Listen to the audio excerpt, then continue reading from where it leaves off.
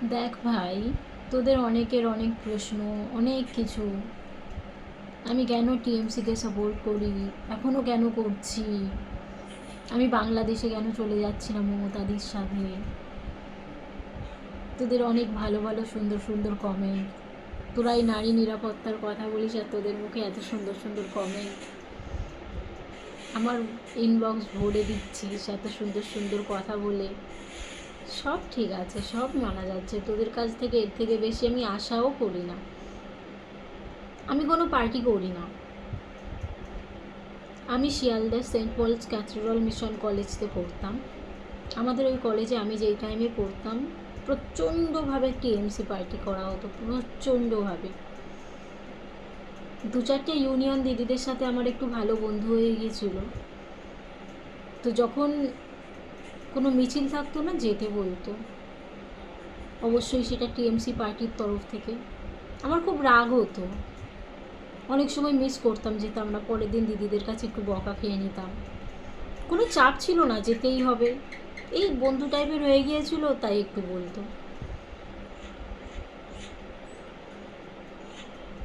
তারপরে যখন কলেজে যেতে যেতে শিয়ালদা, আমাদের মানে কলেজে যাওয়ার পথে ট্রেন থেকে মানে স্টেশন থেকে নেমে যে আমাদের কলেজে যাওয়ার রাস্তাটায় মেন রোডটার পাশে যেই ফুটপাথটা আছে, সেখানটায় যে মানুষগুলো থাকে, যে বাচ্চাগুলো, যেই মাগুলো, যেই বাচ্চা বাচ্চা 16-17 বছরের মেয়েগুলো,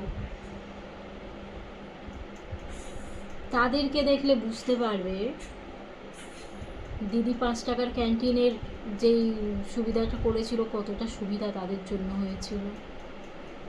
তাদেরকে দেখলে বুঝতে পারবে ইউপি, বিহার, রাজস্থান, গুজরাট এইসবের তুলনায় আমাদের কলকাতায় নারী নিরাপত্তার যে সুরক্ষার কথা বলো না, অনেক বেটার। আমার টিএমসি পার্টি বলো বা সিপিএম বলো বা তোমাদের বিজেপি বলো, আমার কোনো পার্টির প্রতি ইন্টারেস্ট নেই। আমার মানুষটাকে খুব ভালো লাগে, মমতা ব্যানার্জি। এই মানুষটাকে না প্রচণ্ড ভালো লাগে, মন থেকে শ্রদ্ধা আসে ওনার জন্য। এই যে তোমরা এত কিছু বলো না, এই চোর, হই চোর, সেই চোর, তাই সামান্য চুরি সামলাতে গিয়ে তোমরা তো বড় ডাকাত এনে নিলে। রাজ্যটাতে ক্ষতির উপর ক্ষতি হচ্ছে, তোমরা জয় শ্রীরাম বলে একেবারে সব ভাঙচুর করছো, পুরো কলকাতার রূপটা বদলে দিচ্ছ। কাদের ক্ষতি হচ্ছে? আদৌ কি অমিত শাহ, নরেন্দ্র মোদী এদের কোনো কিছু যায় আসছে? তারা নিজেদের গুজরাট, নিজেদের উত্তরপ্রদেশ গোছাতেই পারছে না, কিন্তু আমাদের কলকাতাটা যা হোক করে অল্প ভালো লাগতো, গোছানো ছিল। সেই গোছানো জায়গাটাকে তোমরা ক্ষতি করছো, ক্ষয় করছো। কি ধর্মের জয় হচ্ছে এইসব করে? সত্যিই কি হিন্দু ধর্ম জিতছে তোমাদের এইসব জিনিসগুলো করার এতে? মনে হচ্ছে একটা মুসলিম বিরোধী জিনিস করলেই তারপরেই তোমরা হিন্দু প্রমাণ হবে। গুজরাটি বিহারিদের সামনে জয় শ্রীরাম বলতে পারলেই তারপরে তোমরা হিন্দু, সেটার প্রমাণ হবে। তোমাদের উপর বিশ্বাস নেই, আস্থা নেই, তোমাদের মা বাবার উপরে কোনো আস্থা নেই যে হ্যাঁ তোমার মা বাবা হিন্দু, তোমার পূর্বপুরুষ হিন্দু, তুমি তাদের থেকেই হয়েছো, তাদের বংশেরই ছেলে মেয়ে।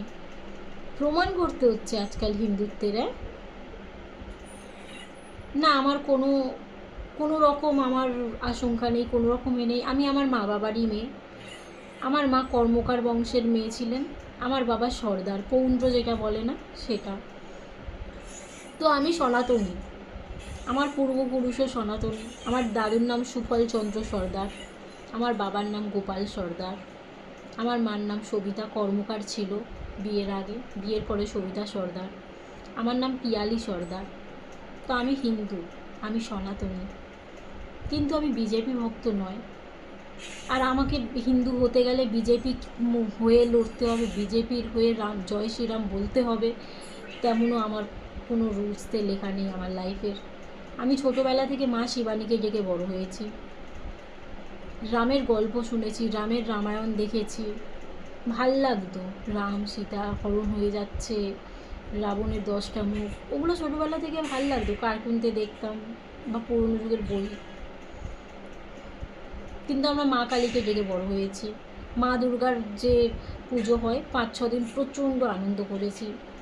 গুজরাটি বিহারিদের সামনে আমাদের হিন্দুত্ব প্রমাণ করার জন্য আমি জয় শ্রীরাম দিনরাত করতে পারবো না। আমার মা বজরংবলীর খুবই বজরংবলীর মন্ত্রোচ্চারণ করতে থাকে সকালবেলা স্নান করে উঠেই শুনি। কিন্তু আমি মা শিবানীর ভক্ত, আমি মা শিবানীর দ্বারে গিয়ে ঘুরে আসি। আমাদের বাবিপুরতে মা শিবানীর মন্দির আছে, সেখানটায় আমি প্রত্যেক সপ্তাহে 1 থেকে 2 বার যাই। আমার অসুবিধা হয় না তাতে।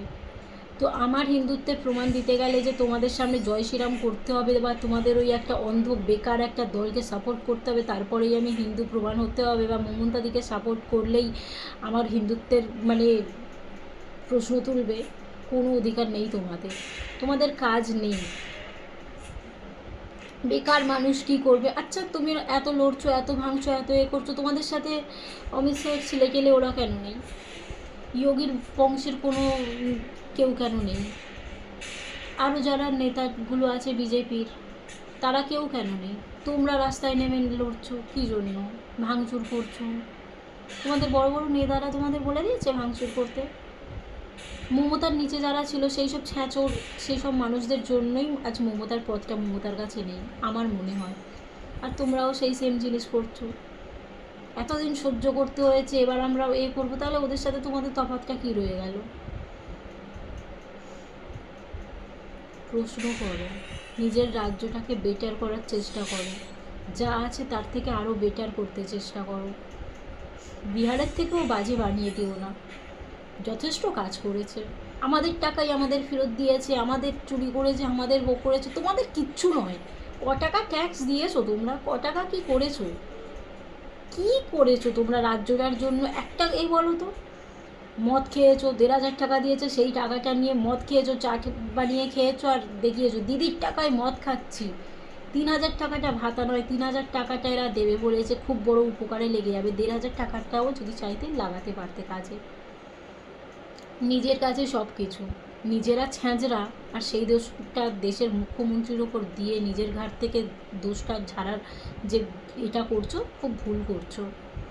সেই মানুষটা তো আর পদে নেই, তাহলে তার নিয়ে এত নোংরা নোংরা এ চলছে কেন? কী জন্য করছো তোমরা? কী কারণ? তোমরা অমানুষ ছিলে, তোমরা অমানুষ থাকবে, তোমাদের পরিবর্তন হবে না। কোনো নেতা এসে তোমাদের বদলাতে পারবে না যতদিন না তোমরা নিজেদেরকে বদলানোর চেষ্টা করবে, বুঝেছো? আর তোমরা যে বাজে বাজে কথা বলো, কমেন্ট বক্সে ভরিয়ে দিচ্ছ নোংরা নোংরা কথায়, গালাগাল দিয়ে, মেয়েরাও মানে